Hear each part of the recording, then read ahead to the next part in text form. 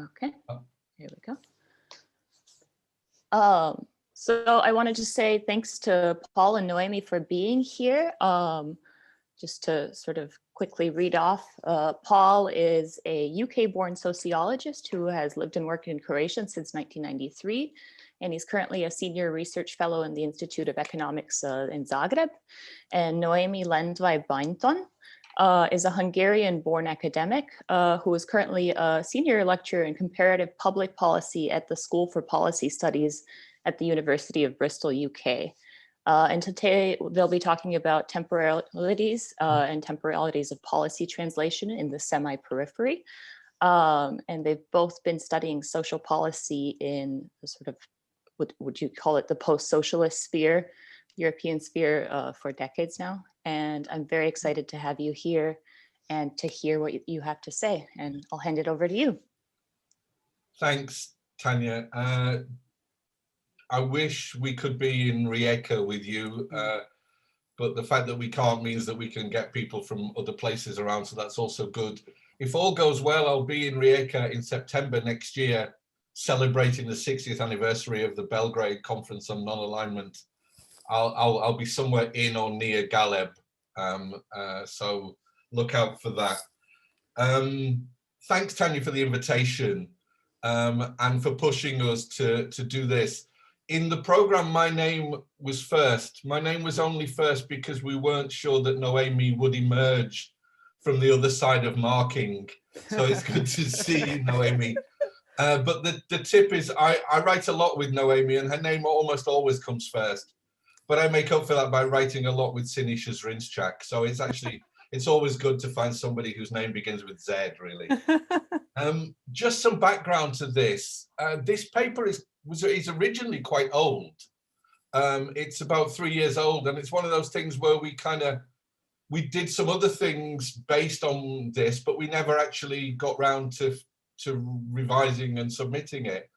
And then a few months ago, Sociological Godišnjak in Serbia asked me if I had any texts that might be lying around that they might be interested in, and I found this, talked to Noémi, who said, what a good idea, added some things about COVID, and we just got the reviews back, which are kind of minor revisions, although one of the reviewers quite rightly kind of takes us to task for our obsession with putting everything in inverted commas.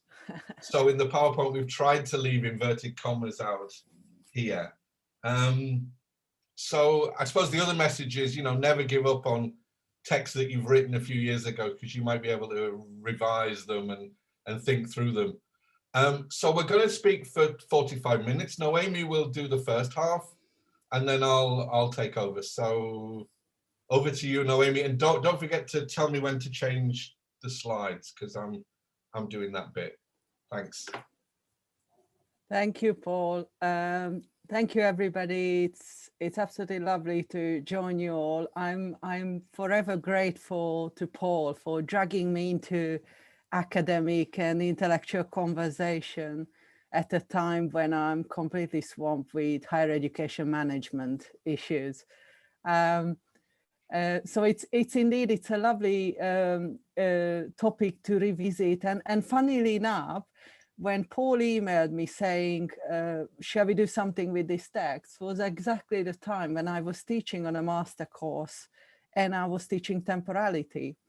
And what is interesting is that it looks like there is a revival of temporality in the policy studies literature, and suddenly we discover that time matters and that time is power, and that actually we need to work with some of these concepts. And students were asking me about temporality. So it was very spooky when he emailed me saying, shall we do something with this text? Okay, next slide, please. So what I will do is I will talk a little bit about our collaboration with Paul and the history of this paper and the background to our intellectual journey together. We've been working together for a very long time. Paul was my external examiner for my PhD, and he gave me a really hard time then. But ever since, we just keep working together, and it's an absolute pleasure working Paul, and then I will talk about how we came to this issue of temporality in the context of thinking about conceptualizing the challenges of policymaking in post-communist semi-periphery, and thinking about, you know, is this concept of semi-periphery useful? And why would time be so important? And how come that we haven't thought about time at all? And somehow time seems to be erased from any kind of analysis, critical analysis of what's going on in those countries. And then Paul is going to talk about the heterotemporalities of social Europe, revisiting reform encounters. And then he will also talk about COVID, which is again another issue why I think the issue of temporality came back onto the agenda, because suddenly, you know, time suddenly compressed, but there are new issues around the challenges of COVID. Next slide, please. And also just say that, you know, as a Hungarian, I've been thinking about temporalities as well in terms of understanding the Orbán regime, because at some level, it's really weird to what's going on in Hungary in terms of, you know, Orbán has been in power for the last 10 years, but it feels like eternity. And so time is both the endless in eternity and the references back to a long past, the strong nostalgia for very old times, but also Orbán's claim to the future. He seems to possess the future, and how he constructs the EU as old times, as outdated times, and that he possesses the future. But just to go back to the origin of our thinking around temporalities, we've been working together on a book for many, many years. It was a collaboration between Paul, John Clark, and Lendvai-Bainton and myself, and we got together to write a book about policy translation, which at the time was a very new concept. Since then, it became much more popular, and other authors picked up this concept as well. But really what we were trying to do is to capture a new sense of vocabulary for both policy studies, but also for social policy. Because we both felt that both the academic and the policy discussion was captured by a language that was not corresponding to everyday practices and realities of policy making. And so we came up with this notion of translation, which was really trying to capture the complexity of post-communist transformation, policy reforms, the socio-political and socio-economic governings, and the complexity associated around what was going on in terms of the semi-periphery, which is again a concept that we picked up from various literature, and we were trying to consider the important concepts around with the importance of space. But what we have noticed very strongly already, I think, when we were writing this book, was that there was a very strong absence of temporal discussions. So even if we are relatively strong in understanding space, although even that might be a question, but there was a total erasure of considering temporal dimensions. And I think particularly for me, the temporal conflicts came out very strongly, particularly in Hungary around the EU accession time. So both from different perspectives, Paul was doing a lot of policy consultancy work, and I was a civil servant for a couple of years in the Ministry of Social Affairs in Hungary, and we were both kind of reflecting on policy practices and the importance of temporal dimensions within that work. But as academics, I think the origin of this discussion is really the deep dissatisfaction with very orthodox language used in mainstream theories, both in social policy and in policy studies. And also an attempt to craft out a new academic space in which we are not knowing the answer already. We are not reproducing major theoretical frameworks around neoliberal governmentality. You know, can you write a book where you don't use the word neoliberalism? but also other big meta assertions, such as, you know, Marxist account of distilling everything into in terms of the interest of the capital. So we were really trying to craft out a new space in which John Clark is using the terminology of conjunctural analysis, really capturing the complexity of processes where different things come together, and the constant assembling and deassembling of issues, and how that conjuncture is taking shape. And also with a strong emphasis on the micropolitical and the privileging really the epochal analysis. And then of course with that, we are not very popular. We're marginalizing ourselves in the academic community because we are not getting promoted on the back of massive number of publications in mainstream journals who are publishing exactly the same stuff over and over again. But I think this is a much more interesting academic journey. Next slide, please. So, the philosophy behind this engagement with temporality is really captured in this quote, where we are saying that foregrounding time and temporality is long overdue in our work, and the ways in which time is translated in the sense of being implicated in processes of complex becoming, modification, distortion, and transformation in semi-peripheral reform context present an ideal opportunity to do so. So really what we were arguing in a book is that, so we define translation as this constant process of transformation, modification, displacement, distortion. And within that constant tension, temporality should play a really important consideration. Next slide, please. So then we have found that actually, so we had the initial concern with how time is used in both policy studies and social policy. And the concern we had was that the understanding of time was very outmoded. So the understanding of time in all work that, for example, was published around welfare state reform was assuming a very binary, modernist, linear logic to time. So, you know, there was lots of emphasis around policy legacies, and the power of the past. Part dependency dominated the institutionalist understanding of welfare state reforms. So in a sense, you know, this constant construction of the past and the constant reconstruction of the hegemony of the part dependency was quite painful to watch for us all.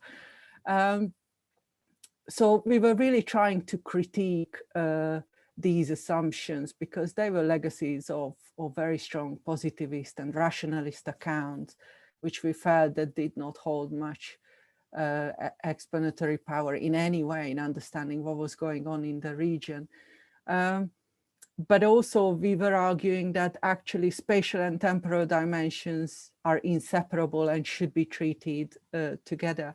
So those accounts that are emphasizing spatial element should also be considering temporal issues as well. But what struck me very strongly when I did a literature review around time is how invisible time is in particular social policy literature. So it's almost we erase time. Time doesn't exist. Reform takes place in a completely time-free space. There are no time constraints. It's not considered a resource. It's not associated with forms of power. It just doesn't exist. So it's fascinating to reflect on how academic works actively erase important elements from our understanding.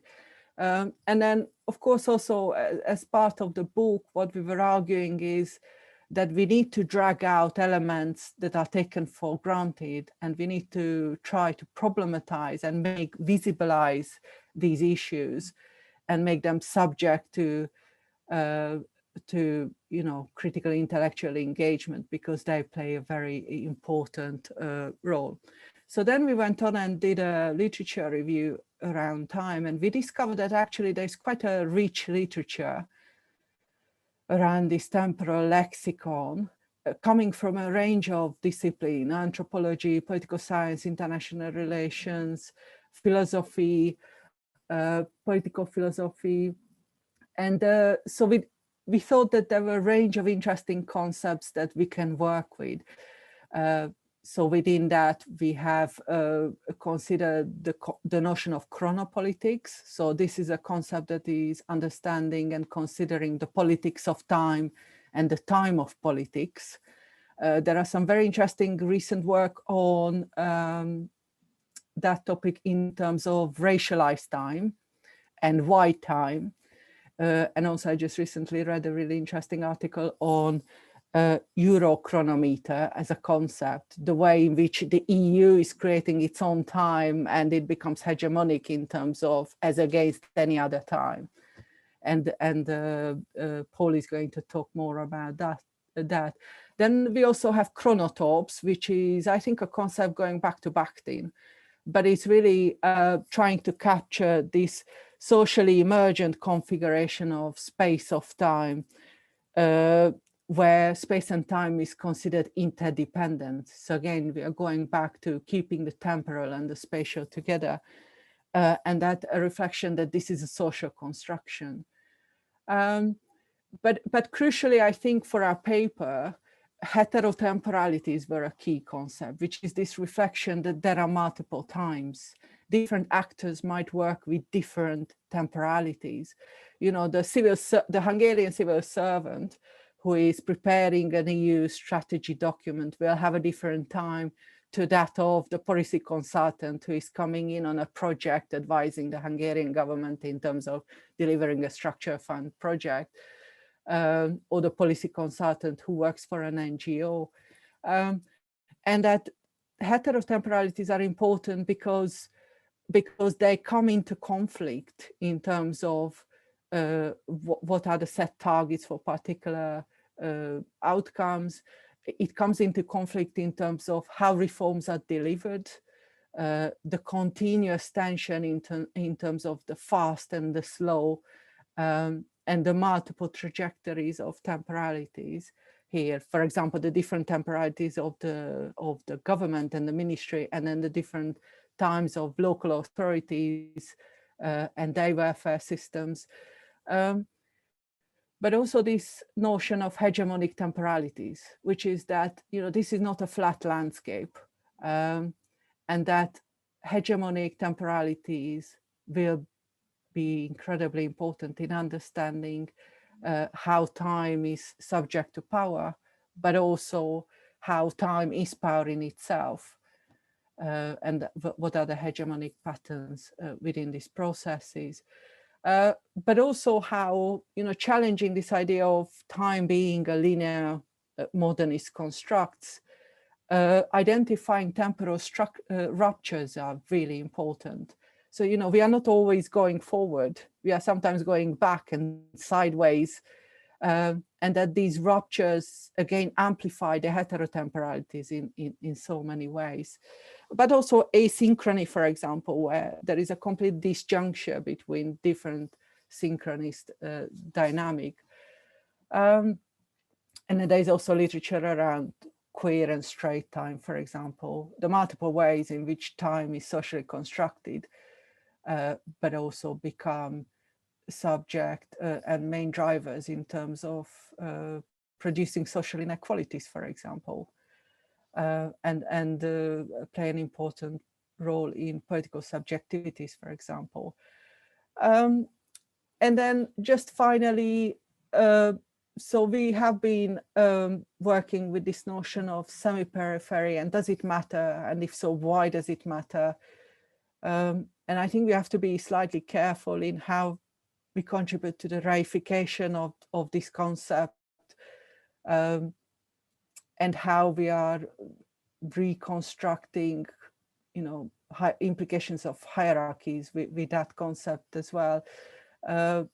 But I think we thought that this was a useful terminology in terms of reflecting, again, the uneven landscape in which time is playing out. particularly in the context of the EU as well. And then Paul in particular has been thinking a lot in terms of the different pace of time here. So, you know, the fast time of policy consultants, the implication of projectization in social policy in which you have to be fast, and then the slow national time, you know, the trolleys going in the ministries and the endless slow regurgitation of exactly the same policy document over decades. But really, it also challenges us to both the academic, the political, and the everyday language of things like the catch-up and convergence in welfare state studies as well, and the whole way in which the EU was considered its impact in terms of the new member states and Europeanization literature in particular. Next slide. Thank you. So what we are arguing is that the concept of heterotemporalities alert us to the sense that time is always multiple, operating at different speeds and across different scales and sites. In complex policy words, it's not just that different actors invoke different notions of time or operate according to different time scales. Rather, the same actor can invoke multiple notions of time. So reforms are produced, reproduced, and translated within multiple temporalities. So we thought this was capturing the complexity of how we want to work with heterotemporalities as a key concept, and particularly how this relates to core issues around power. So I pass it on now to Paul. Thank you. Thanks, Noémi, and we're on time. So it's weird this, because I think we can't even remember who wrote which bit of the paper.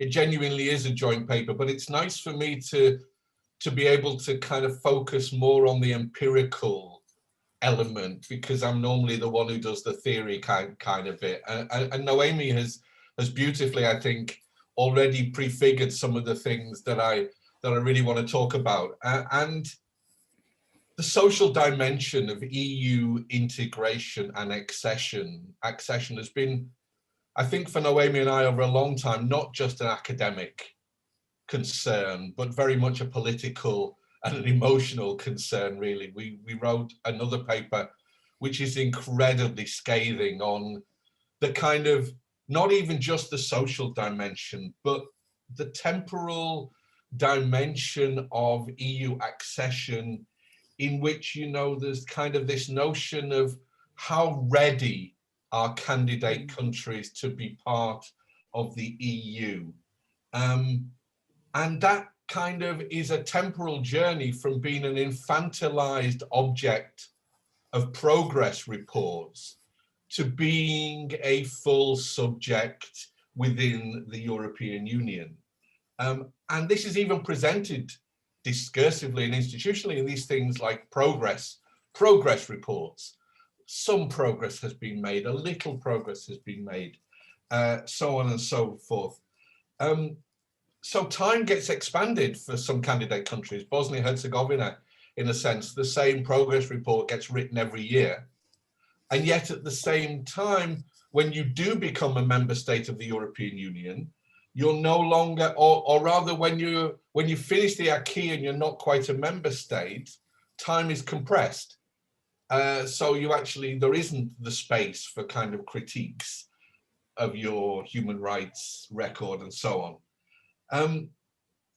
We've done some work together on Hungary, Poland, and Croatia. And it kind of shows the difficulty of re-infantilizing or re-objectifying member states within EU processes and procedures. And that's very interesting, because I wrote something about the Greek crisis. So when it's about economic conditionalities, you can re-infantilize member states, and you can set compressed temporal deadlines. If you don't meet this deadline to revise your debt prediction forecasts, then we will sanction you. Whereas the political doesn't seem to quite work like that. So there's some very interesting things about the political and economic differentiation of the temporal infantilizations of EU membership, I think. But what we did in the paper is rethought 4 things that we'd worked on through the temporal lens. And the first one is this one of policy learning and unlearning. Now, of course, this whole idea of policy learning is absolutely central to what the European Union calls the open method of coordination.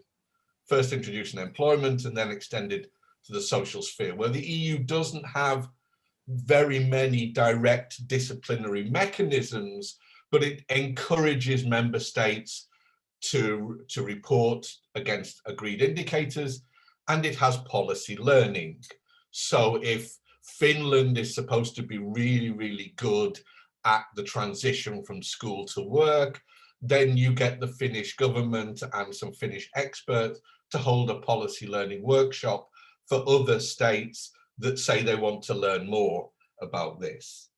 Now, for us, of course, and Noémi already said this, the policy learning literature is so dominated by this bloody policy transfer and policy diffusion literature from historical institutionalists. So what we're arguing, and I have a doctoral student now actually trying to look at what goes on in some of these policy learning events. Policy learning is a zone of translation, and it kind of oscillates between, or it contains both disciplinary elements, but also dialogical elements. There's a line of best fit created. So if Croatia's here and Finland's there, you might need to go through Denmark or Germany before you get to where Finland is. So it's very much this kind of slope idea. And it creates an illusion of similarity, you know, that when one state is talking about transition from school to work, I just picked this up as one of any number of examples you could give, that becomes a policy domain, and there's an assumption that it means the same thing in different places. And of course, it need not necessarily do that. It creates an illusion of similarity. If you do X, you'll become more like A. All right. This takes time, of course. And I would love to do an ethnography of the study trip, because the study trip is always included in every project. We'll come on to projects in a bit. But the study trip is kind of like the myth of the study trip is policy shopping. So you go to different places, and we wrote in the paper about Milan Bandic, the mayor of Zagreb, going to Graz, I think, and finding there was a holding company where you put all of the city services under one roof. And of course, that was ideal for Bandic for his own kind of private accumulation from all of these different companies. So a very different kind of policy shopping going on there. Policy study trips are an opportunity to go shopping. Okay, shopping centres might be closed, but there's a part of this. And a lot of my work here is about what we've called new intermediaries, the shadowy figures who help connect agents who can't normally talk to each other. I always used to give the name Max Primorac, who was involved as a very shadowy figure in all kinds of privatizations in Croatia in the 1990s, because he could talk to the international investment companies on one side and the Croatian government on the other. Entirely unaccountable, entirely chameleon-like, and with his own agenda, either material or ideological, or both. Now, Noémi rightly said that we're very skeptical of the kind of grand meta theories of neoliberalism and the interests of capital. We do some of this work, however, because I think we're very concerned about the rise of what we've called authoritarian neoliberalism in Hungary, Poland, and in Croatia. And of course, as Noémi hinted, part of that, particularly in Hungary and Poland, less so thus far in Croatia, is this critique of the EU and its technical dimensions as kind of old-fashioned. And so Orban makes a great point that he's actually choosing illiberalism against the technical dimensions of the OMC and all these gender consultants. Gender mainstreaming in Hungary, as Noémi wrote about, became family mainstreaming because gender should not be used.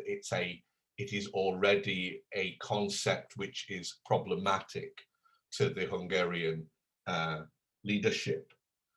The second thing we do is look at policy fictions again. And this is, I think, Noémi via Spivak.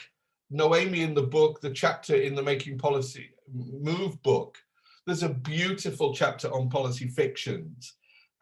These are unstable discursive assemblages, but they're embedded in material relations. So they're not just fake news, they're not just falsehoods. They are chronotopes, they are spatial and temporal, but they work like chronotopes work in works of fiction. They work within a logic, again, of modernization. And I'm really glad that there's now this work on EU chronotopes, because we were hinting at that, I think, in the paper. The latest EU chronotope is the social pillar, all right? And if you look on the social pillar webpage, the very first thing, like the mission statement, is the social pillar is presented with today's and tomorrow's realities in mind. So it's already constructing temporality in its very essence.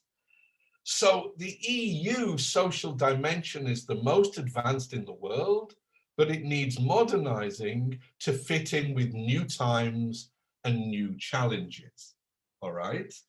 And then it has these kind of what we call sub-strategic fictions. So there's the strategic fiction of the social pillar, and the sub-strategic fictions are all these scorecards, lists of indicators, working papers on God knows what. And of course, it also contributes to this notion that the Germans have been pushing for quite a while about multi-speed Europe and multi-speed social Europe. So anyone who is a nerdy social policy scholar will know that the social pillar is only compulsory for the Eurozone member states. If you're a member state, you can opt in or out of the social pillar, but it's not compulsory. And its use in the accession process is rather uneven. There's the cutting and pasting, which this also involves, which we've written about. There's also strategiitis, of course. So every country has to have 12 strategies on different aspects of the social. Those strategies need not be, they need not be synchronous. They need not even to have necessarily a timeline, but if they have timelines, they can be various timelines. Flexible agencyfication, I've already hinted at in my use of Max Primorad's, and maybe he'll watch the recording of this, because there is an ethics of this. Do we name these people or not, actually? And I've done work with Janine Waddell on some of this. Flexible agencyfication. Agents blur their roles. Janine talks about the actor who has several visit cards because they are a university professor, they're an advisor to the government, they're co-chair of a think tank, they work for several consultancy companies, and it's not clear. Jeffrey Sachs is the most obvious example of this. It's not clear which of these roles are being juggled and which are being put forward at one time or another. And I got very interested, particularly in Bosnia and in Serbia, in the creation of new agencies to speed up reforms. So the conversation goes like this. The World Bank starts talking to a modernizer in government and says, you know, we've been trying to get this change in terms of reducing veterans' benefits for years, and we're going nowhere. And eventually, after the second glass of wine, somebody suggests, why don't we create a specialist agency? I don't know, let's call it the Poverty Reduction and Inclusion Unit. Let's put it in the office of the Deputy Prime Minister, but let's give it a degree of autonomy. And you can head it if you like. We'll give you a salary that's twice the salary of the minister. All right, and this happens. But of course, what does that do? The new agencies become an object of hostility. The new agencies are very much linked to the charismatic authority of the person or persons who were appointed, who actually all leave for diplomatic jobs somewhere else because the salary is higher and it's a lot easier to do it. And often, and we write about this in the paper, these agencies become empty shells, you know, so they still exist on paper. They may have a notice, they may even have an office building, but they don't really do very much. There was a lovely quote when I did some work in Serbia about the Social Inclusion and Poverty Reduction Unit. And somebody working there is saying, you know, for all intents and purposes now, we've become an NGO. We're in government, but we're not of government. And I think that's really quite interesting. And this hybrid character, are you state or non-state? Now, there's a big literature on this, on privatization, on issues, on other issues around local development. These creation of these flexible agencies is quite interesting. And the fourth one, I mean, I've been obsessed with this since I came to the region, really, the project, all right? So what you have is a project, and projects are the most obviously temporal forms going, because projects have to have a start time and an end time. Government doesn't, all right? Governments do. Governments have 4 or 5 year windows between elections, but the government carries on. But projects have to start and end, even though sometimes projects don't end. They keep getting extended because you haven't quite done what you said you were going to do. And in the paper, we talk about different waves of projectization, and this metaphor of waves is useful because it's not like one of these things stops and another one starts. They fold into each other. The first wave was very much the standalone project. An international NGO gets some money from an international donor and builds a children's home, all right? And then it realizes that it never bothered to do an assessment about what is provided by government in terms of children's homes. So these standalone time-limited projects. The second is the pilot project. I keep quoting somebody I interviewed in Bosnia who said, we have pilots, but no aeroplane. So you have lots of pilot projects, but not much is thought through about the temporalities of transitioning from pilots to scale, all right, to converting them into real projects, into really sustainable parts of the institutional infrastructure. You then get all these strategies that get developed, and finally, you do have projects within ministries. So Sinish and I were asked once, Sinish Zrinczak and I, to ask about, and it was, I think, it was an active labour market program. And we were talking to senior civil servants in the ministry, and then we said, what about da-da-da-da-da? And they looked at each other, then they thought for a bit, and then they said, oh, that's a project. You need to go down the corridor to look at that. So there's the spatial dimension. But what we think is that parallel welfare is operating according to parallel temporalities. My friend Catherine Baker has written a lovely article about the projectariat. So the project class or subclass, actually the moment it starts work on one project is already thinking about the next project. So the collapsing of time is really interesting there. Yeah, I'll read this out because it's from the paper. Standalone projects reflect the possibilities for free-floating initiatives in unstable environments, in a crowded playing field of international donors and potential project implementers. The lack of fixed structures of state regulation. The projects are arbitrarily diverse, relatively short-term, and quickly shift from one target group to another. We've done youth, let's do old people. They operate in a discursive space between the developed and the developing world. They're never clearly social welfare or social development, they're both. And they are typically semi-peripheral in their heterotemporalities, a rapidity of effort and a massing of activities with little structural impact. Now, I'll come back to that at the end because there's a danger here of kind of reifying the semi-periphery a little bit. COVID, and I've extemporized, so we're almost at 40 minutes, my temporal regulator tells me. The COVID thing, we tried to integrate some aspects of policy making during COVID into the text, but I've also written a chapter for a book on the political lexicon of the pandemic for the Department of Ethnology in the University of Zadar. And I turned that into a shorter text for H. Halter, around temporality. So this is kind of taken from there. Remember, Noémi talked about temporal ruptures. So the pandemic is probably the temporal rupture par excellence. Everyone talks about before the pandemic, you know, and then the during the pandemic, and the pandemic has phases and waves and so on. And now, particularly with the prospect of a vaccine, there's talk about what about after COVID and whether we have back to normal or a new normal. But the very temporal rupture of the pandemic seems to us to be really, really important. And of course, the pandemic, as I said, has phases. It has leads and lags. I wish I had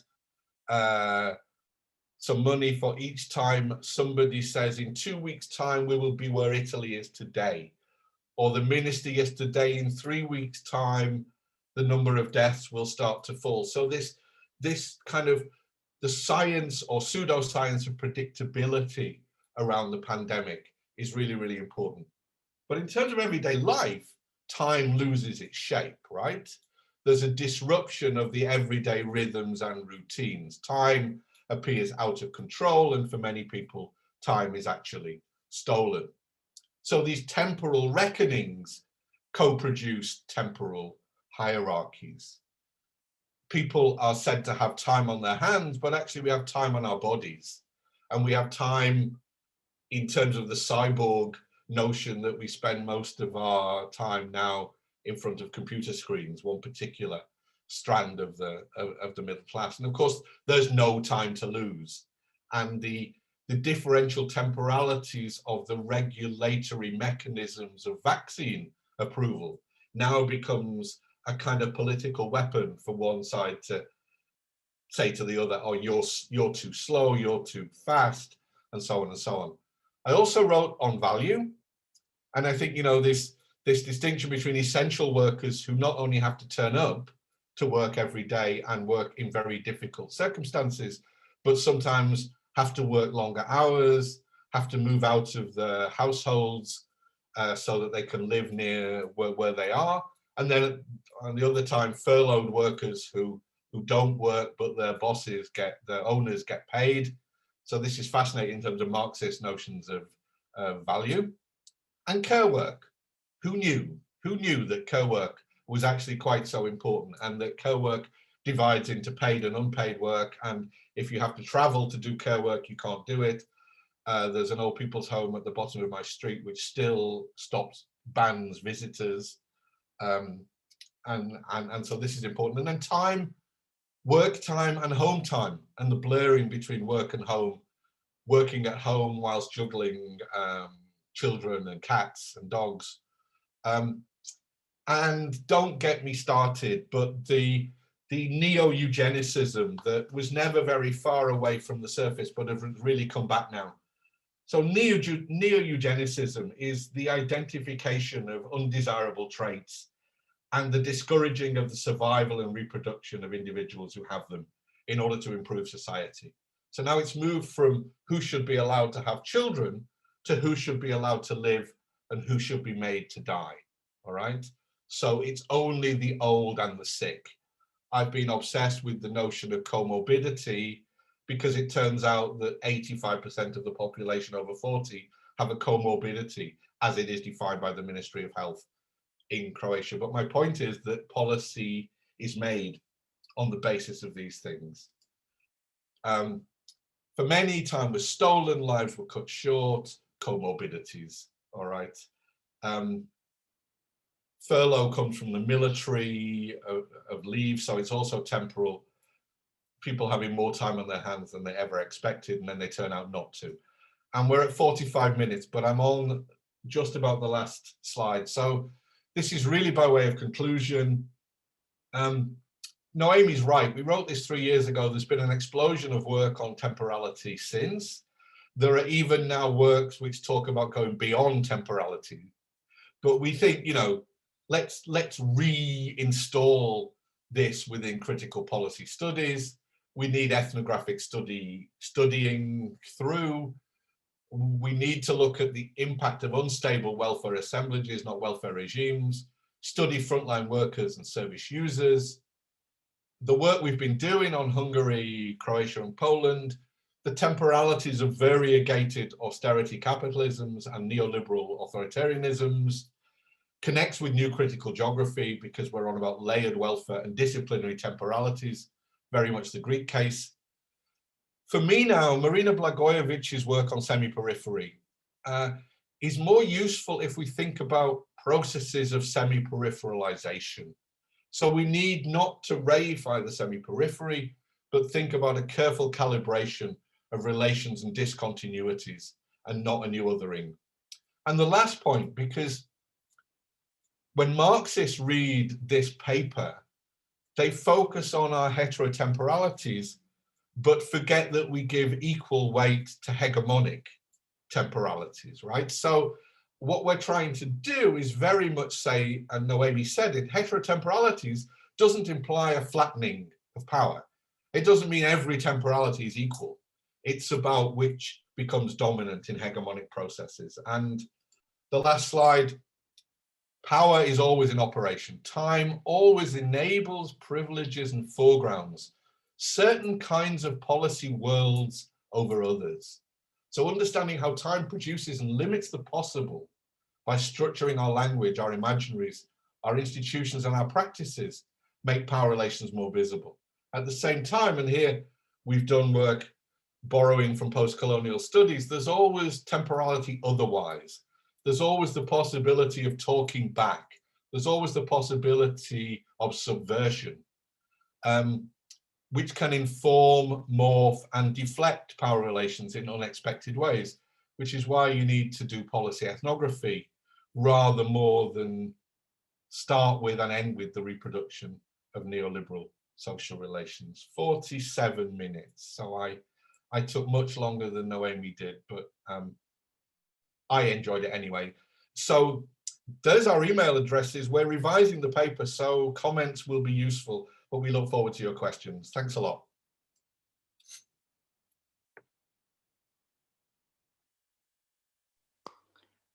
Thank you so much. That was very lovely and exciting to hear all of. I was wondering if you want to field your own questions, or should I take a moderator role here? I'm hopeless at multitasking. Do take a moderating role. I need to click on chat because I can see there are. Oh, excellent talk. Thanks. Thanks, Gorana. Gorana only turns up to watch the cat, actually. Please take your time. Yeah. Well, I'll open it up to the crowd if anybody has immediate questions, or if we have multiple questions, we can just sort of just put it into the chat room and say, like, I want to go first, second, next. Go ahead. Sorry, I can't see your name for a second, but yeah, please go ahead. Sonia. Yeah.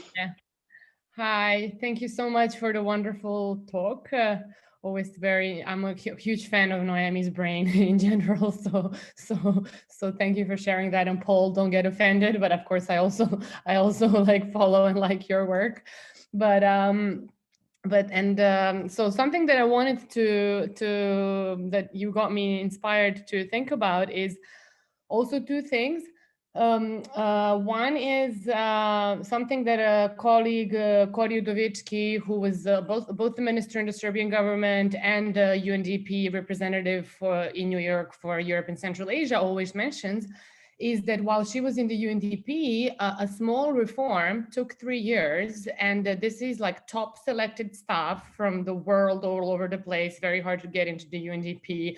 Like they really struggled to do one reform in 3 years. It was a nightmare. Whereas within our governments, they expect the reforms, multiple reforms to take place within 1 or 2 years. And then like with civil servants that are not really trained, or, you know, maybe like remnants of the old regime that are not really sure what they're doing. So this expectation can't come from lack of knowledge and awareness that reform is difficult, or so something that this is where I think the power thing comes in. And it's, I mean, I really see it as a neo-colonial tool or whatever. Maybe that's also another frustrating word that nobody wants to use anymore. But it doesn't come from the lack of awareness that reforms takes a long time, but it is a double standard, because there's a completely double standard in how a reform takes place in a certain, let's say, semi-peripheral context versus another. Then another example, I'm sorry, because I'm recovering from COVID, so I'm struggling with breath and everything. Another thing which is related to my own story, which I think is also very related. So now I have a Marie Curie grant at Belgrade University, and I got sick from COVID, and the European Commission advised me to interrupt the project for personal reasons and find another source of health insurance while I'm lying in the hospital with a double pneumonia. And I'm like, what the fuck? Like, but then a month later, they write me an email, oh, sorry, that was a mistake. It's actually okay. But you know, I'm sick, and I felt like the most precarious. I've got this like prestigious award from the European Commission, the first in social science in the region. Everybody's like, ooh, Marie Curie, but then I get sick, and here I am, the most precarious worker that is supposed to lose health insurance for personal reasons in the middle of a pandemic. I'm sorry, would they advise themselves like that way if they got sick? Like, I just don't buy that it's accidental. Like, I think it's really racist. Like, I really, really, really find that racist. Like, and I just, it might sound crazy, might sound conspiratorial, but I can't get like out of this idea that I constantly feel. So this brings me back to time. I lost 2 months of my life. I'm still recovering. It's really hard for me to concentrate, to talk as well, everything. And on top of it, now I'm stressed because of this project, because it's not really clear, you know, how they're going to handle it. And then I'm thinking, so it's not only spatiality that we are getting discriminated through, like, oh, it's East versus West, but it's also this time, because when it's our deadline, the deadline is so urgent. Also in June, I did a consulting for DG Employment, and they literally ripped me apart to deliver something in June because they urgently had to publish it in the summer. Guess what? It's still not published because they say, oh, they have a backlog. So when it's on their side, then it can take months or years. But when it's my life and my deadline and my health, then it's kind of like, you know, either you never get paid or you got to deliver it tomorrow, the next day or whatever. So what I really like about, and I'm sure it links to a lot of the points you made here. I'm not saying I'm saying anything new, but that it seems like time and space are overlapping to reproduce the inequality. This is what I understand you saying as well, right? I mean, this is something that because it's not just space, it's not just geographical, but it's also the pace that we receive is much more frantic than anybody would expose themselves to in a different context. And then just to then mention finally Marina Blackwell with Houston, because I've collaborated with her a lot, and what you said in the end, Paul, I'm not sure I understood. As I said, my concentration is a bit all over the place. But Marina does talk about temporality in her work also. It's quite I'm not sure if she's written much about it, but she's been very obsessed also with this idea of inequality through temporality. So I do think that that it is an important component of semi-periphery that I would encourage all of us to really work more on. So thank you for this paper, because I think it's key to sort of deconstruct how this reproduction of, I don't know other words, like I feel it's racism, like reproduction of racism through time. basically. So here's some personal stories that are just sketching my own frustrations around the issue. Sorry if I'm taking too long, but yeah. Thank you, Sonia. Really interesting. Thank you so much for all your comments. I mean, just to start by saying that at a personal level, and I do experience that a lot, that I think for us as everyday professionals, we need to be really robust at rebattling this kind of discriminatory practices. Yeah, it's completely unacceptable that the Marie Curie is sending you wrong information, and that the burden should not be on you. So I think, you know, in our practice, we need to crab back onto them, because they can't devolve the shit to us. And I totally agree with you in terms of this latent racism, in which, you know, the double standards for West and East. And just to say that, I mean, we didn't talk about this much in the presentation, but one of the concern I have around Orban is that what he does, he's almost reinstitutionalizing an incredibly primitive view of the West. I mean, the language he talks is almost reifying. I mean, it almost justifies the multiple forms of racism, and this really concerns me. And I'm just hoping that other politicians will not follow with this very primitive language, because I think this will just reproduce all kinds of racism that we will all suffer from. And so therefore, I mean, I think language is really important at all levels. So I think we are at the really dangerous times in terms of you know, the new and multiple forms of racism. But I would encourage you to be extremely tough with Marie Curie, because it's completely unacceptable. I mean, there is no research funder that would do that to anybody. It's completely unacceptable. Can I jump in, even though Sonia only admires Noémi's brain? But Sonia, it's good to see you in what I imagine is your home rather than in Arena in Belgrade. Noémi, isn't it weird that we spoke for 50 minutes and we didn't use the word performativity? Because actually, of course, you have to perform fictions, right? So of course, anybody who goes for a drink with actors from international organizations who have just been at a workshop telling governments they need to move quickly knows that they know that it's not kind of, you know, that it is a performative aspect. And of course, reform in international organizations, well, two things: reform in international organizations, three things, almost never happens, but they employ consultants at huge amounts of money. I mean, I remember UNDP is still trying to reform its accounting practices, and it's thrown so much money at this, and it just hasn't happened, you know.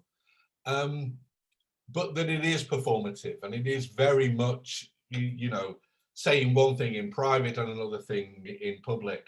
At the same time, I have a partner who works for the ILO, and the ILO is terrible about labor standards with its own personnel, you know, and so there is some, and although it is perhaps the UN agency with the fewest people on short-term or temporary contracts, it's still growing in that way. And we could talk for ages about, you know, when did this start? Because the work I'm doing on non-alignment, I start to look at UN yearbooks from the early 60s, and there's already a complaint about, you know, them being underfunded and so on.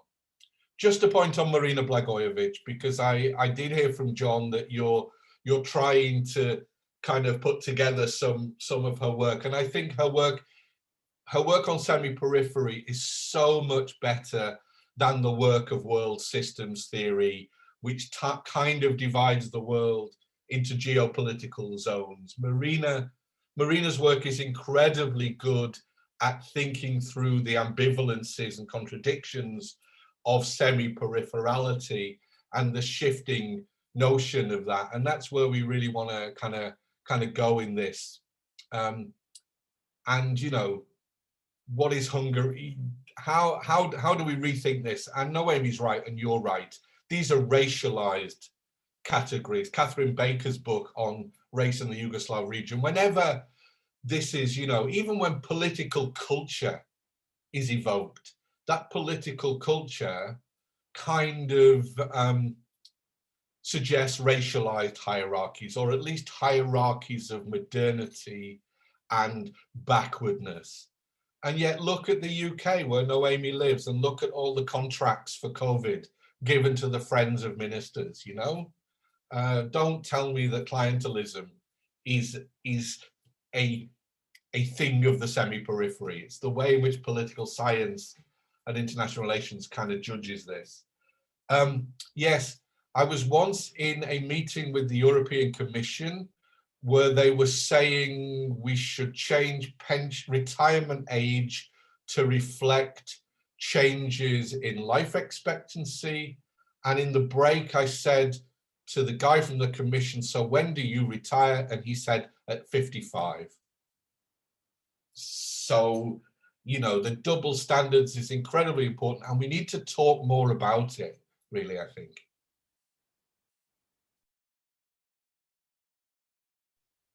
Go ahead, Katerina.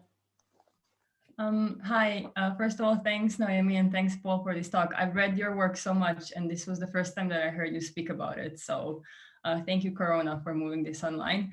I had two kind of questions, quite broad. And I think my first question is kind of when we're talking about these catching up narratives that divide the world basically like in these temporal, but at the same time spatial and racialized kind of units. I've been working recently with this concept of coevalness from Fabian, and kind of that also interrogates the same kind of denial of coevalness and putting into the past that operates in scientific discourse. But what I worry about, I guess in the Balkans, in my own research, I hear that kind of everyday people also use the same kind of temporal categories for making sense of their reality. So in kind of with your project of avoiding these meta-narratives, I don't want to say that these kind of temporal categories are imposed in kind of some kind of governmental way, but they are more widely available for kind of everyday sense making. So I was just wondering if you could comment more on this kind of like the public perception of kind of self-othering or self kind of denial of coevalness, where you hear people say, oh, we are 10 years behind in recycling policies in Zagreb, or, you know, whatever kind of, there is this, it's very alive in the public. And my second question, which is maybe a bit less directly related, is I wanted to ask, what is the role of kind of academic time in this kind of reproduction of these temporalities? Because I think there is a very particular time of academia in multiple ways. On the one hand, the publishing, which is so slow, and now in these times when reforms need to be so fast, like 1 or 2 years for pension reform, and one article takes 2 years to get reviewed, kind of what is the way that we respond to this, but also in a different way. And I think Sonia spoke to this, in this kind of the projectification of early career contracts, in which, you know, when Paul said you start working on one project, but you start looking for the next one, that's kind of how early career contracts as well work. You get one job and you're like, oh, now I get a month of not applying for a job, and then you have to continue again.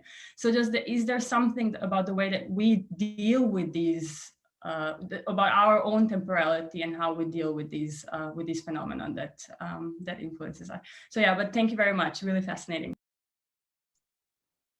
Perhaps I'll start now. Yes, until coming across your work, I hadn't come across this notion of coevalness, but it's exactly what we're trying to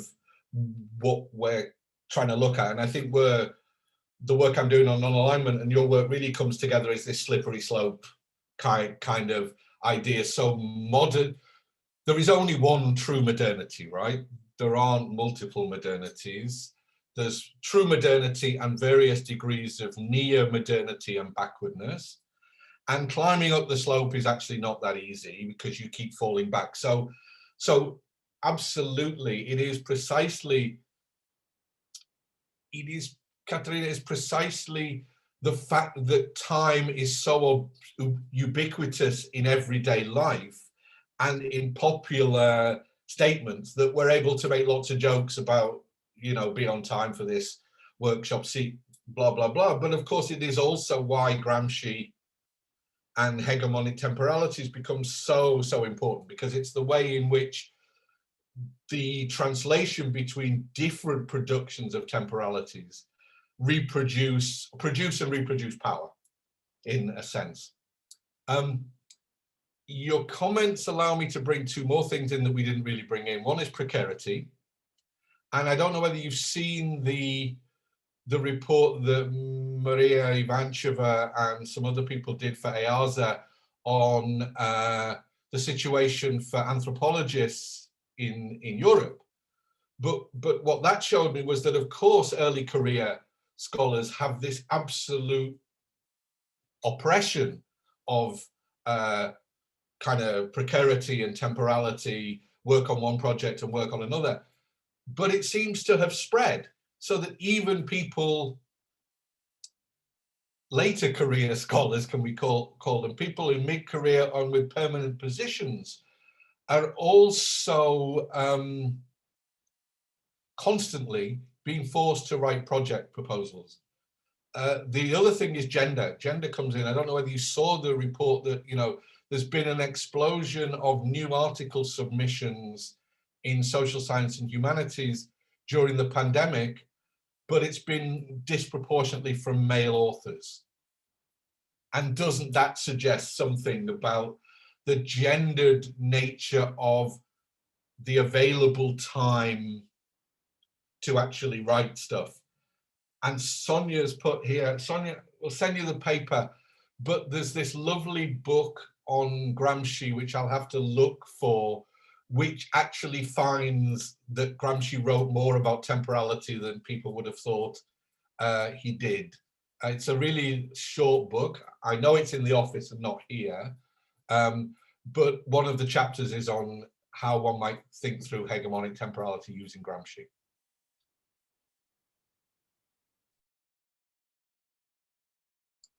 You're muted. That means you have to take a shot of rakia. Oh, sorry. Thank you, Katarina, for your questions. I need to check out this quote because I haven't heard about it, but I do think that it's really important that we look at everyday practices. And I am now doing some work on kind of understanding the Orban regime in terms of the intensification of governmentalities. Because there's more and more data coming out that seems to suggest that actually what he's doing is not just discursive, it's not just a particular way of talking, it's not a particular way of language, but it penetrates all elements of everyday life. And that's very evident. You know, 10 years is a long time to achieve a lot of things. But just on the note of academic time, so I totally agree. I mean, we are completely out of sync in what we're doing. I do have to say that, you know, being involved in editorial board, sitting on a couple of journals, I do see that there is some changes happening in academic journals, particularly in the UK, where they're shifting to different practices. So I see journals speeding up their reviewing process, fast-tracking articles that particularly they feel that has a very practical relevance and they don't want to delay the publication. So it's almost this is extra reviewing processes they introduce. So that's quite interesting. And of course, you know, that creates new pressure. Then you have to write about things that they think are important and what are those. And of course, you know, the never-ending disadvantage that we have in publishing in English-speaking journals, and the never-ending feedback coming back from reviewers that you need to improve your academic language because they don't even bother to engage with the language that you are using. So I completely get the barriers. I mean, the one advice I would give in terms of academic time is that, you know, there are platforms that you can use that are operating at different temporalities. So for example, in the UK now, a lot of my colleagues are shifted to blogs. And it's interesting in the UK, the REF framework, so that's the Research Excellence framework that assesses academic work. So they include blog submissions. So in a sense, interesting that the hegemony of the journal article is disappearing in a sense. And I have colleagues whose entire ref submission is blogs, nothing else. So I think, you know, it's worth considering different platforms for getting your names known and sharing ideas with an audience that, of course, is the same, but somehow offers a different opportunity to engage with things. Yeah, and there's all this stuff on slow scholarship, but I do remember Noémi. I mean, Making Policy Move was such a collaborative piece of work where we deliberately took time to talk to each other, to meet together. And I remember, Noémi, you said that in some committee it was like, oh, you've only written one co-authored book in 4 years or something. So this kind of tyranny of, you know, putting stuff out there. But I've moved to blog posts because they're immediate, and, you know, more and more blogs will let you do references, and, you know, but I'm closer to retirement and have a permanent job and don't need promotion, so it is a different thing. But yeah, partly I've written about this somewhere because there's also accelerationism. I actually think, you know, slow versus fast scholarship doesn't capture everything. And there's a bit of a danger that the kind of slow movement, slow food, slow scholarship, slow university kind of thinks it's captured everything, but it hasn't. Tanya, do you want us to respond to corruption, or do you want to say a bit more? Yeah, I can. Sorry, Kevin, I'm just jumping in before you. So I was kind of wondering, especially just in terms of, well, both of what Sonia and Katerina brought up in terms of this sort of pressure from a side. And when you were discussing these new independent agencies that are sort of half encompassed by the state and half NGO, it made me specifically think of, I think, the agency for the anti-corruption agency in Serbia, which is sort of independent, but also kind of not. And I wonder if this sort of independence aspect is also in part sort of bolstered by such prevalent discourses that everything in the Balkans, in the post-socialist sphere, is inherently corrupt and must somehow be negated by independence. So I was wondering if you could talk a bit about that. The short answer is yes, of course. And I do think this wonderful literature, Chana Berkovic and others, on informality and the way in which, so Sonia, this directly comes back to your thing. So, of course, the UN is one of the most informal, clientelistic, Veze-oriented organizations. You get invited to join because your supervisor was, you know, in a prestigious human rights masters in Geneva remembered you, and so you get called in. And yet in the so-called backward semi-peripheral Balkans, it gets called corruption.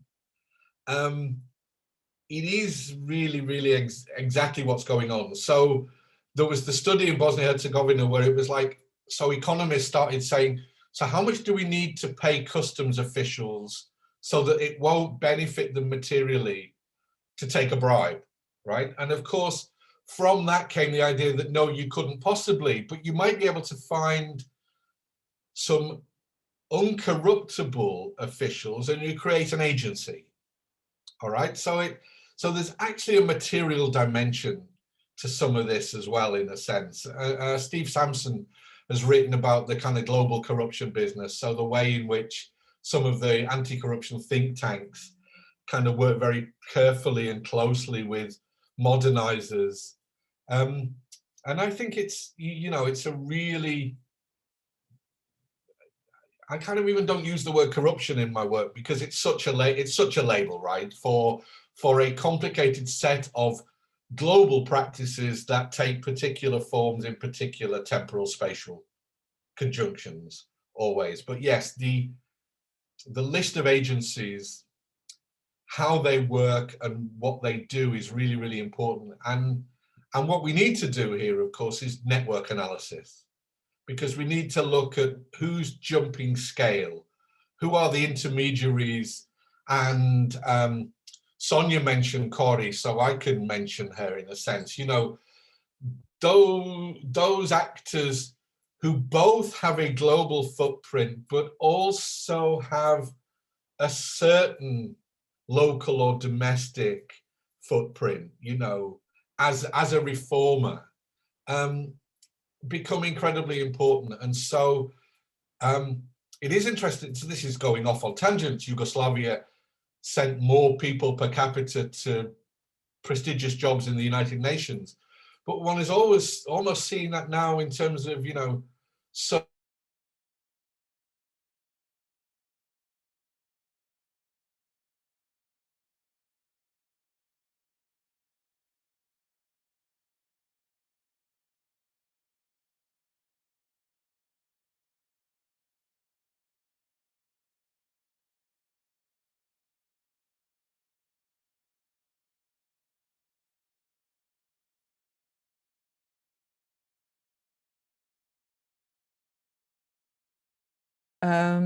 I'm planning to venture into doing some more research, particularly in the context of, so I think corruption is always a transnational thing.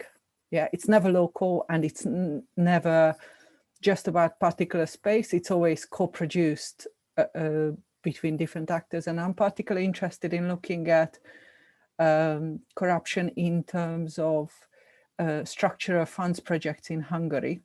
So a huge amount of money. I mean, this is also relevant probably in Croatia, but huge amount of money is coming into Hungary from the EU. And because the structure funds have been decentralized prior Orban coming into power, effectively the Hungarian government can do anything they like with the money that they have. We are talking about huge money. I mean, already 10 years ago, I looked at some of the budget, and in Hungary, pretty much all social development funds come from the EU. There is no social development funds coming from the government budget. All the government budget goes to very specific programs, you know, maintaining institutional, normative funding, benefit system, etc. So, so it's really interesting to see how this is a pretty much open book corruption. So the EU is aware of what's going on. So it's very evident that, you know, for example, when Hungary is applying for rural development and reducing territorial inequalities, then what they do, they're building mansions in rural area, beautiful rural area, as it happens, by Balaton and etc. And, you know, as it happens, they are owned by the mayor and by Fidesz MPs, and etc. And it happens extremely obviously. And I'm absolutely fascinated by the fact that the EU allows this practice to happen, and that this practice is not challenged. It's interesting to see how in Bulgaria the story was slightly different, because the anti-corruption strategy followed a different path. But somehow, as soon as you become a member state, somehow the qualifying criteria for corruption changes suddenly. And so I think it's almost, I'm getting to the point that corruption is probably the #1 issue now in understanding social policy in Hungary.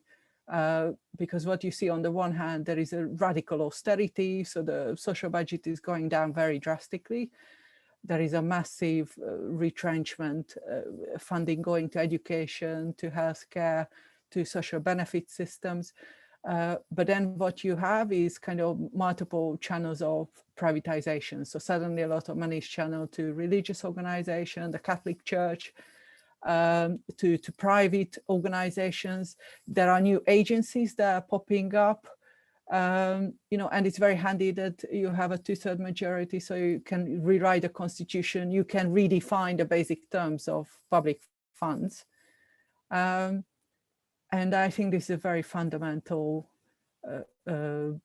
process. So, you know, corruption is not just about small practices. This is pretty fundamental to all elements of public life.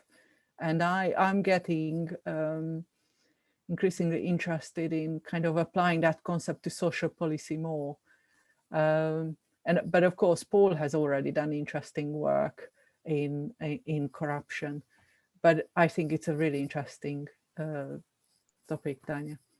Yeah, no, it's nice to have a creative disagreement to show people that we don't always agree on everything. My only concern is the word corruption. I think we can use other, and you're absolutely, so transnational rent seeking, transnational appropriation of the commons, blah, blah, blah. And it's absolutely central. I was also astonished when, you know, I was working with the Commission around Croatian social policy, and they were kind of interested in national level corruption. But you talk about Zagreb, and Zagreb is, you know, half the revenue of Croatia and a quarter of the population, and that was not part of the mandate. So, you know, some of the kind of, you know, projects in Zagreb wouldn't, problematic projects of urban redevelopment were not of concern. Kevin had a question, yeah? Sorry, just to get back to this. I'm sorry. Sorry. I'm just Go gonna ahead, you're chairing it. I have to talk to Kevin all the time. I'm joking. Kevin and I are roommates for everybody else involved, but today we are in different cities. Just in terms of this concept of corruption, I tend to agree with Paul in the way in which it seems more like a discursive construct in which to, well, possibly with Akhil Gupta's concept of like the diagnostic of corruption is just a way in which to see the state. But in terms of Noémi's comments, it's the sort of reappropriation, taking of funds, switching them elsewhere. It just seems exactly like the US system where, you know, public funds have been slashed, but instead go now to charities and NGOs and churches. And nobody thought that was strange at all. And so when people when I got here and people were talking about like, this is so corrupt, you know, this private agency is taking, or NGOs now taking money from this, or the church is getting money. And I was just I remember being confused as to why that would be called corruption. And I think that's the odd thing about when you come from different places. I was like, oh, that just seems totally normal, like kind of horrible, but totally normal. And I think that is the sort of end goal of this. This is just not to say it in these terms, but kind of neoliberalism as usual. Not to, yeah.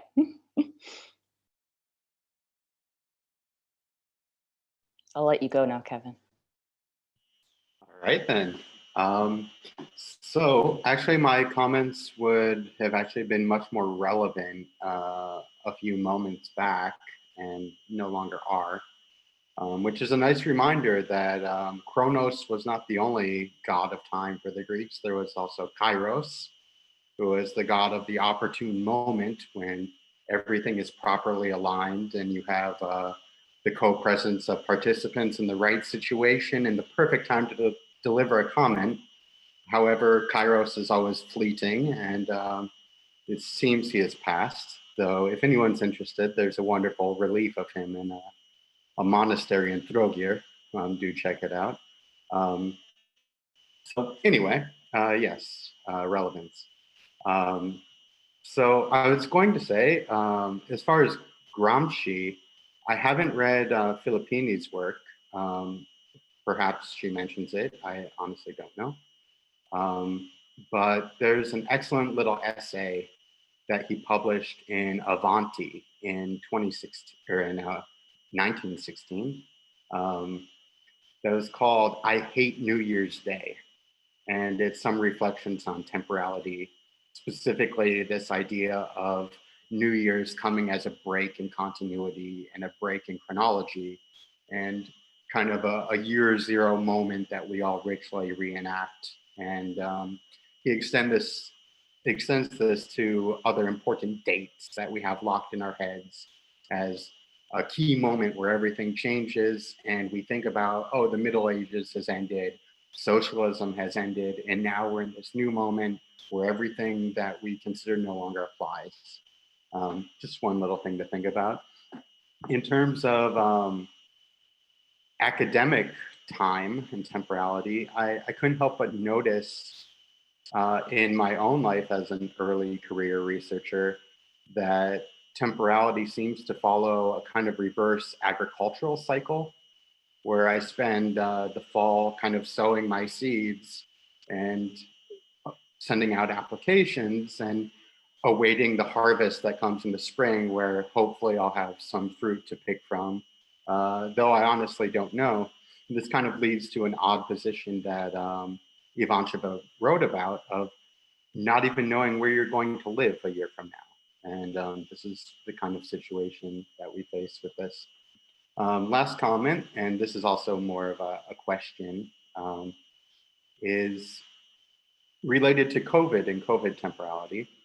I noticed the phenomenon definitely in Serbia and to some extent in Croatia as well, where we had very strong measures in the spring. We had the police hour, and we had, I know in Croatia it was a little different, but there was lockdown on the level of the Županija.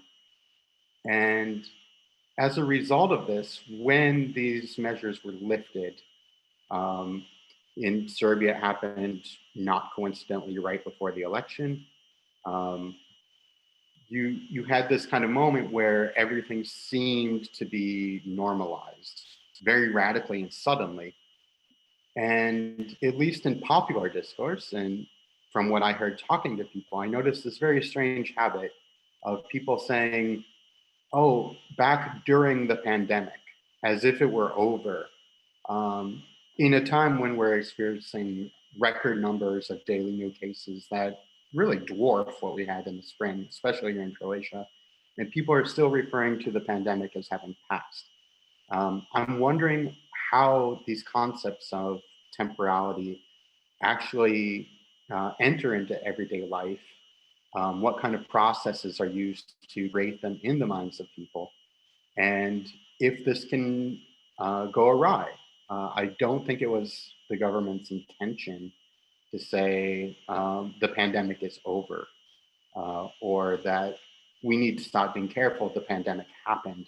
But this was certainly how people came to interpret the end of the lockdown measures, and resulted, perhaps unintentionally, in this widespread idea that somehow the pandemic is something that happened in the spring and we're in a different time now.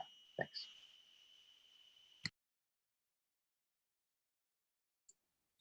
Great.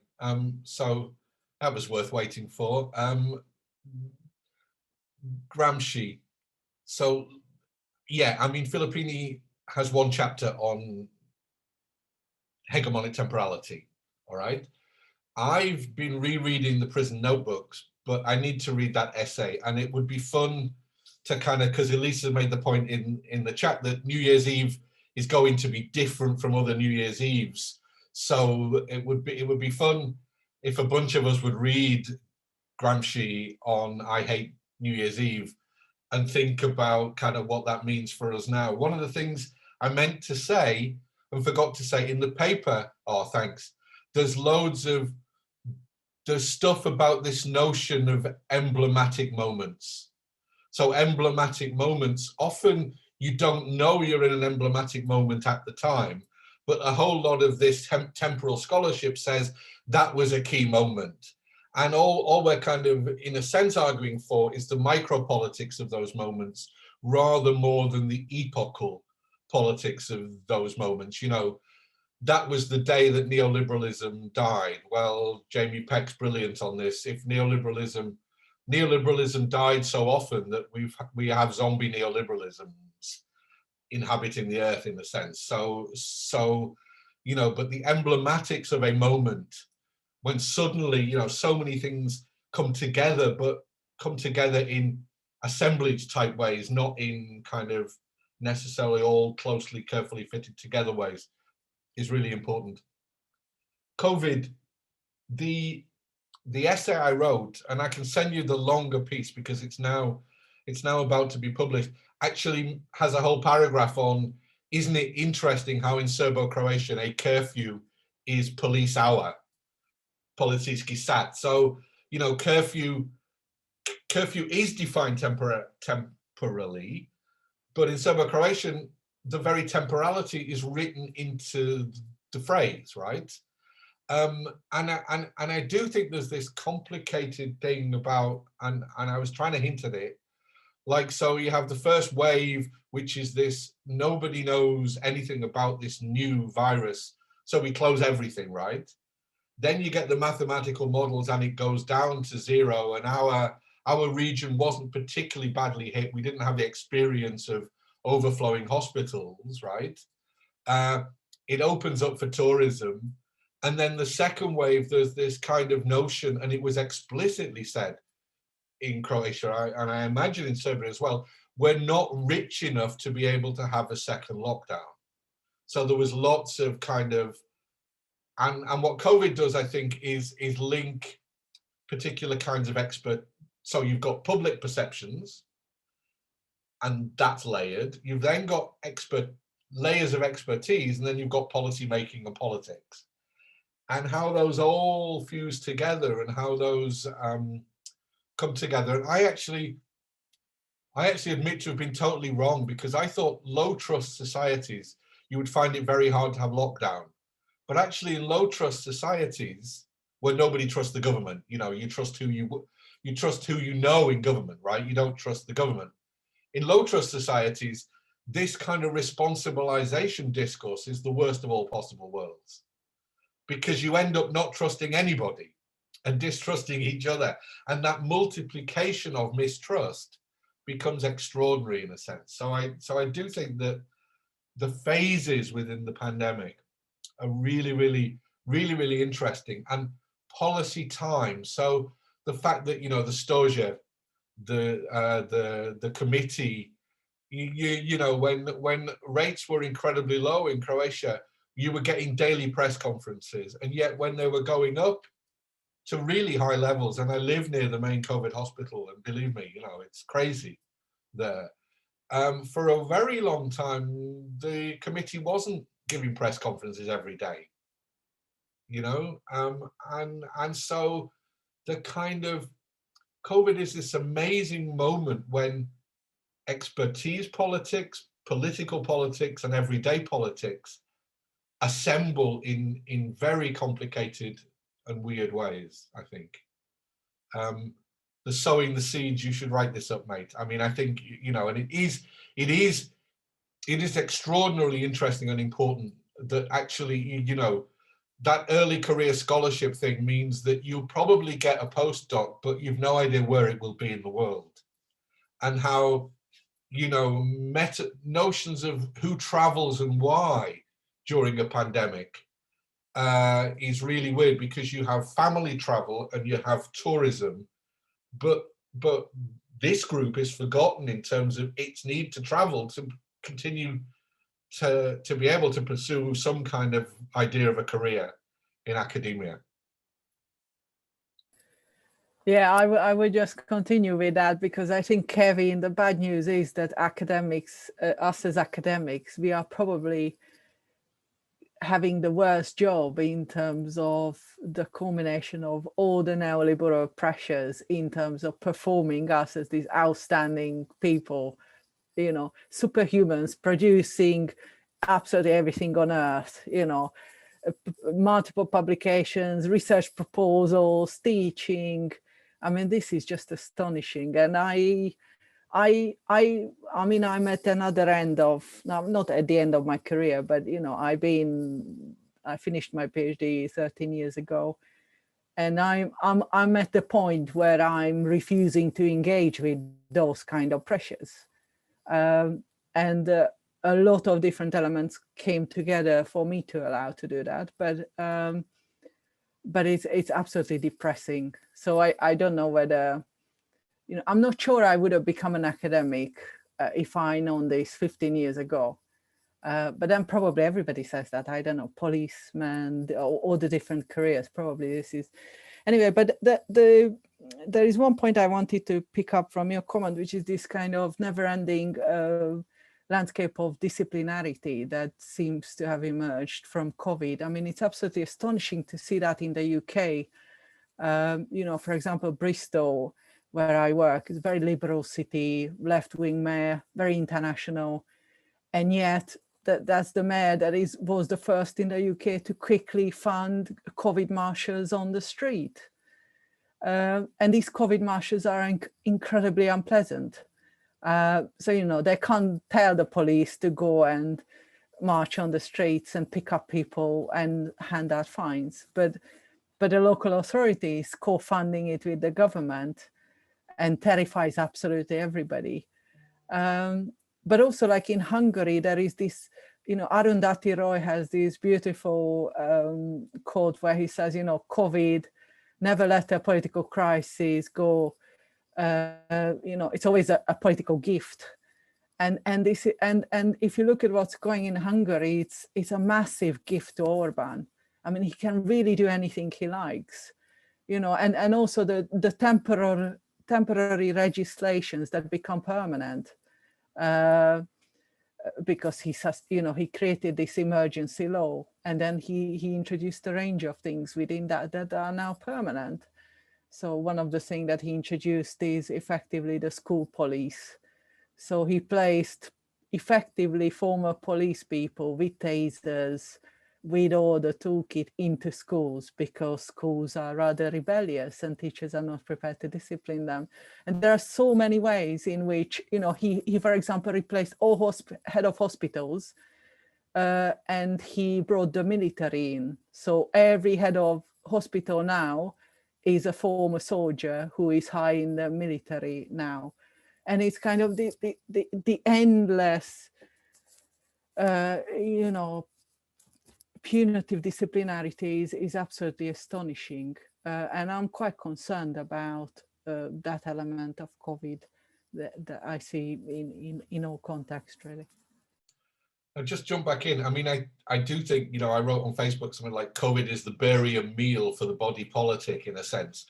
But I do think that, you know, authoritarian tendencies will lead to greater militarization, politicization.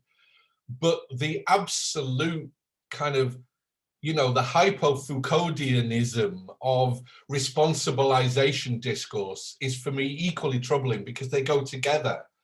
And I put, you know, so I put this satirical statement the other day that Croatian government is going to abolish laws on seatbelts, speeding, and traffic lights, because one of the senior people in this committee said, no, we cannot ban travel during Christmas because people will find ways around any regulations that we put in place. It's personal responsibility. So this moral responsibilization going along with authoritarianism seems to me to be the incredible, you know, the extension of Foucault, because Foucault knew that there was always responsibilization discourse would always have the tank and the social worker behind it, in a sense, huh?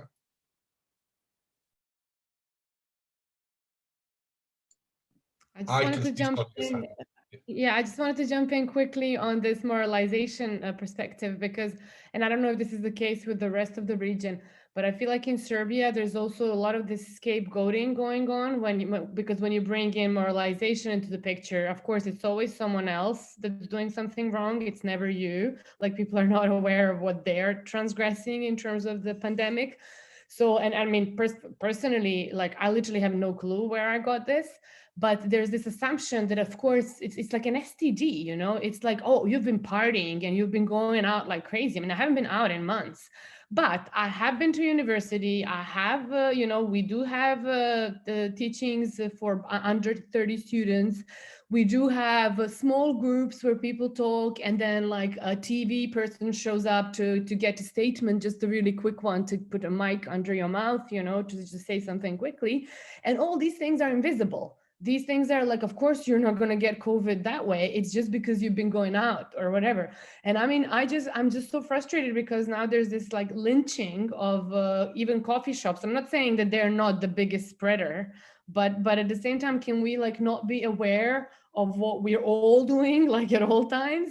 And I find that particularly scary because it reminds me of like, you know, the AIDS pandemic or something. Like, you're literally like, once you get it, although everybody has it, once you get it, you're kind of like targeted as if you did something terrible, irresponsible just because you got sick. And then I guess on top of it, when then even the European Commission tells you it's your fault, you know, you're like, what? Isn't the whole definition of the pandemic that it is not like this moral thing that like is your own personal responsibility? I mean, it's really schizophrenic. Like I'm struggling emotionally, psychologically to make sense out of it, like honestly. So it's Sonia, you should see our teaching at University of Bristol. So the university, the first thing they did when COVID broke out, they employed a dozen of security officers. They have their own car, they have their outfit, they in every building. And then the rules are that students have to wear both a mask and a visor even when they're walking across the streets from building to building. So these security officers are there to effectively arrest students. So I have been teaching, a couple of weeks ago, I've been teaching, and one of my students didn't have the visor on them. It was a Chinese student, and she left her visor in her hall of residence, and she was taken away. And I said, what am I doing? What are we doing here? And it's like, I stopped all teaching and I refused to go back on campus. But it's just absolutely astonishing the readiness of organizations and institutions to jump on the wagon and produce these completely problematic and outrageous practices. But also not see that they are not actually preventing them. Like they're also doing things that are making things worse, but they don't see them. They're in denial. So to me, this is the schizophrenia, because at least if they were consistent with the policy of putting everybody in a suit that is like waterproof, you know, like I'd be like, okay, that's consistent. But this whole idea that you see one thing, but you don't see the other thing you're doing in parallel is just fascinating to me. So, but also how, you know, science is used to legitimize things. So, you know, the University of Bristol had 1,500 students got COVID. And then they said public health authority came out and we are COVID safe. You know, they got the stamp that they COVID safe. I mean, the whole thing is absurd. And then, you know, I live near to Exeter, and University of Exeter has refused to publish the number of students who got COVID. But what they've done on their webpage, they said, okay, check out the Devon data, which is the county data, but they're refusing to report to the county data. So all the data got excluded. So it's kind of, it's absolutely astonishing, the art that has gone into managing this situation, really. Yeah, but just the sheer multiplication of hierarchies, moral hierarchies, hierarchies of deservingness, hierarchies of worthiness, and hierarchies of who's fit to live and who's not, and you know, and it is astonishing and extraordinary. And I do think that, you know, the sociology of this will run and run, because what is this doing even for intergenerational relations? You know, I mean, it's just awful, and it is like every tendency of the states are Janus-faced always, right? But every tendency is multiplied. So both responsibilization and authoritarianism, in a sense. And, you know, Kevin knows I was in Belgrade when suddenly, a state of emergency was declared. And I spent with friends a day and a half talking to the police, who couldn't really tell me what my status was. And they would say things like, well, how come you got back in? And it was like, well, you know, you let me in. I'll just quickly jump with one last word with also labor productivity, because I find that because we're talking about how many people die or live. I mean, I've been in a disability for a month and a half now, and I'm definitely got another couple of weeks, I hope at least, to go, because now I've got anxiety problems. I've got problems after the corticosteroids I had to take. So I've got like multiple side effects that I'm dealing with. Like I'm extremely tired after hospitalization and whatnot. So the fact that you lose 2 months of your life, right? Like, and it's a productive time, that is also invisible. And then there's thousands of people who've lost these productive time. So what about us? I keep thinking, like, I've listened to IMF, I've listened to UN, I've listened to World Bank presentations about effects of COVID over the next year on growth, and nobody's talking about labor productivity like effects. And I'm kind of worried that they don't understand that this is actually a serious like, okay, somebody gets 2 days fever and gets away with it, good for them, but like that's not the case even for like relatively young healthy people, right? So what's going to happen with all these months? Like, who is going to like make up for this? And this is another temporality story, I think, because time is lost and cannot be regained. So yeah. So in my optimistic moment, Sonia, I actually think this could be the beginning of the end of extractivist productivism.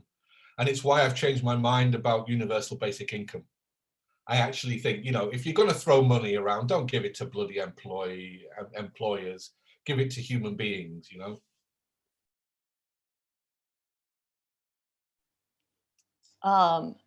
I can't tell if if we're going over time of the time that I had promised to keep you.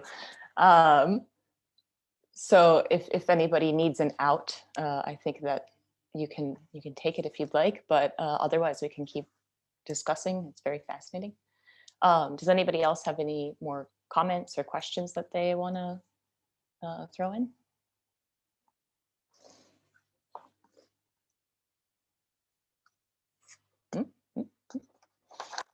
I feel like I'm gonna, well, I don't want to take us back too far. I just wanted to kind of ask a little bit about the sort of politics of waiting, because there's such a rich history in social welfare studies of waiting in lines, waiting in everything, the waiting of the poor. And I'm wondering how this, if you have a sort of connection to the waiting in that sense, and whether that can be transposed. I mean, it's quite an interesting question that, you know, when I did my research in terms of the Europeanization, then the main story was really that there is this inevitable thing that, you know, we have to progress, as Paul said, this never-ending and necessary progress. And then here we are as a member state, there is no need for progress anymore. It's almost, you know, Hungary got exempted from upholding the standards. And it's fascinating to see the budget debate now, and you know, will the EU enforce basic political and human rights in a member state, or you know, are we seeing an EU that everything is up for bargaining? It's all about the bargaining and the ongoing negotiations. And I find this pretty problematic, because then everything becomes subject to this negotiation. So, you know, 10 years ago, I was talking all about this has to be a dialogue. And now I'm saying, let's stop the dialogue. Let's enforce some basic stuff first, and then we can dialogue. So it's absolutely fascinating how my own perspective shifted. But of course, you know, once you become a member state, then forget all of the conditionalities. Doesn't matter anymore, because then you have a bargaining power that everybody is using, and it's all up for grab. So, but I'm incredibly skeptical around what's going on at the EU anyway. So the bad news is that, you know, all the aspiration disappears politically and socially and at all levels. And I don't know where is the hopeful alternative. Yeah, no, and so the undercurrent of that, Tanya, is the other bit of your question, which is studies of welfare users. And I think that that notion of waiting, so that idea that, you know, if you want to get anything from the system, actually you spend a lot of time waiting. But there's also that lovely book by Chana Berkovic, Managing Ambiguity. So she's doing an ethnography of parents of children with disabilities in a couple of towns in Bosnia. And what she finds, of course, is there's a tremendous amount of effort goes into just being able to get into the waiting room. You know what I mean? So you hear from somebody that there may be somebody in the mayor's office who might be willing to kind of allow you to make your case, that might mean further down the line you might get a day center which is badly needed, you know. So that and Ivana Dobrotic is in the room, that literature on, you know, time poverty and the difficulty for parents in poverty, women particularly, trying to make ends meet, involves an awful lot of kind of activities that mean that you don't have time to do the other stuff. And I think this is incredibly important, and it's why in our work we kind of, in a way, trying to link that, you know, what is going on at that level of EU accession and in terms of governmentality, with also what does that mean for service users. Yeah, I did write a kind of fairly orthodox report with Gordana Markovic on the social protection dimensions of COVID. And it is clear that a few welfare bureaucracies in our region have realized that you probably don't have to wait in line, that you can do stuff online, but then you've got digital inequalities. You know, the work I did with Sinisha Zrinchak and others on coping strategies and poverty. Kids in poor households don't have a desk. They don't have a working computer. They don't have functioning internet. And therefore, you know, filling in forms online is a luxury for a particular stratum of the population. So wherever you go, you're just looking at these multiplications of inequalities. But, you know, thinking about shortening red tape, Macedonia, you know, the only decent government in our region, Macedonia decided to rip up the rules about claiming unemployment benefit because, like Sonia said, you know, the idea that you can actively look for work in a pandemic is so ludicrous. The idea that you can take part in, you must take part in public works programs or you'll lose your benefit. Just keep the list and let people stay on it and don't make people go through the hoops, you know, which is, you know, why universal basic income also comes back in. So I'm going round and round the houses here, but I do think the issue of waiting and the issues of borders. So, you know, simply closing every old people's home in Croatia to visitors, which is still really basically the policy, has not stopped the spread of the virus. Of course not, you know. But, you know, kind of what that's done to dignity, to well-being, and it is as if we kind of, you know, all of the problems we've known about public policy have just expanded in this period, I think. I just wanted to say back to that in terms of Noémi's comment of like Hungary no longer has these expectations of meeting sort of these social markers or whatever else it might be. I think on the other side of it, the Western Balkans is now put into the position of waiting on behalf of these other countries. So when Macron says like we need to wait for these new EU countries to first become adapted and actually integrate, then we can continue on in expansion, is a sort of transposition of waiting. It was interesting. But yeah, the policy of waiting ends up going all the way down. And so not to use the term diffusion, as you guys say, is sort of problematic, but it does sort of diffuse downwards too, of waiting becomes more and more for everyday life. Yeah. Ivana, did you want to? Yeah, yeah. Hello to everybody. I haven't been very careful all the time because of multitasking, but I would really have to like to add about time poverty. I mean, that's really yeah, very very important aspect, and also from gender dimension. And also what is, I'm currently writing one basically final report on this Marie Curie thing. And what I have learned in the region is basically, I mean, when you look into the comparative literature, everybody would put Croatia and Serbia and Slovenia and other countries like having really good parental leave systems and yeah, like very well paid. And but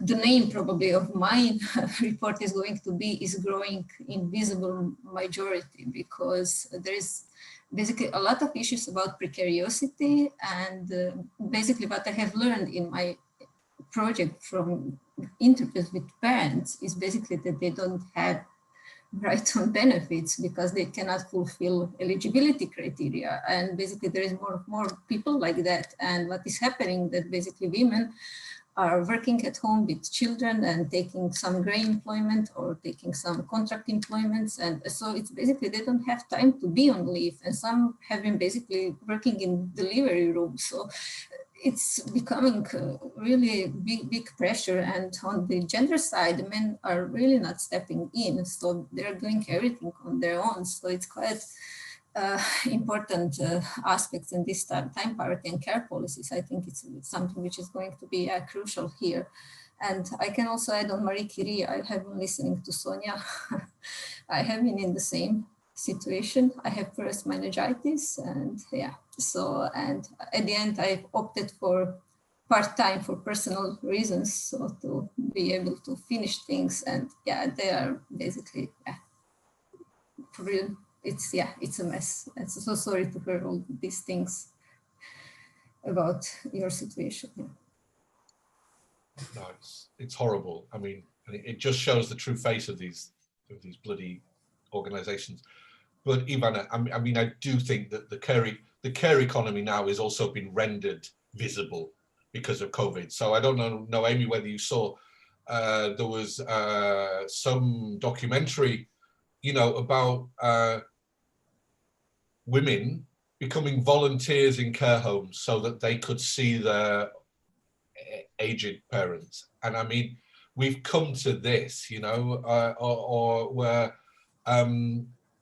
we were in the work we did on the Western Balkans, you know, if you don't live in this, you may, in Macedonia, you may have been going to visit and essentially care for an aged relative in their own homes daily, and then you were not allowed to travel because there was the travel ban from one place to another and so on. So the whole care economy, the whole gender division of labor, the whole class base of households. So I had a friend on Facebook who said, yes, their two sons are going to come around for Christmas, but they've got a separate toilet.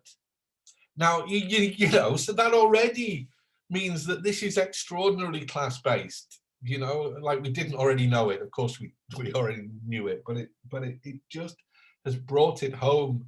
It's brought it home, actually. Yeah, isn't that the point? That it's brought it home. So, Ivana, you would have thought nothing. Zagreb, Oxford. I can keep going backwards and forwards. It's, you know, that's what you do. And then you can't, or there's all kinds of rules. You know, Biće bolje.